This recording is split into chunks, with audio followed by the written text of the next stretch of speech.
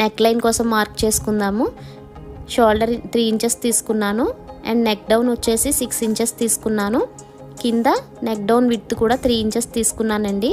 ఇలా ఒక బాక్స్లా డ్రా చేసుకుని నేను ఇక్కడ బాక్స్కి బయటకి వచ్చేలాగా డీప్ డైమండ్ షేప్ డ్రా చేశానండి. అంటే మనం గీసుకున్న బాక్స్ నుండి 1 ఇంచ్ బయటకు వస్తుంది. ఇలా డ్రా చేసుకున్న తర్వాత కట్ చేసుకోవాలండి. ఎప్పుడూ కూడా మన కటింగ్ డ్రాయింగ్కి లోపల సైడే ఉండాలి. ఎగ్జాక్ట్ డ్రాయింగ్ మీద ఉండాలి లేదా డ్రాయింగ్కి లోపల సైడ్ ఉండాలి, బయటకు ఉండకూడదు.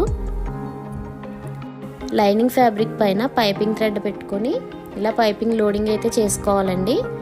ఇప్పుడు మెయిన్ ఫ్యాబ్రిక్ పైన లైనింగ్ పెట్టుకొని రెండింటిని అటాచ్ చేసుకోవాలి. ఇలాగే మిగిలిన పార్ట్స్ అన్నీ కూడా లైనింగ్కి అటాచ్ చేసేసుకోవాలండి. ఇలా క్లాత్ని టర్న్ చేసుకొని పైన ఒక స్టిచ్ అయితే వేసుకోవాలి. కార్నర్స్ దగ్గర నీడిల్ దింపుతూ క్లాత్ని జరుపుకుంటూ అడ్జస్ట్ చేసుకుంటూ క్లాత్ని స్టిచ్ చేయాలండి.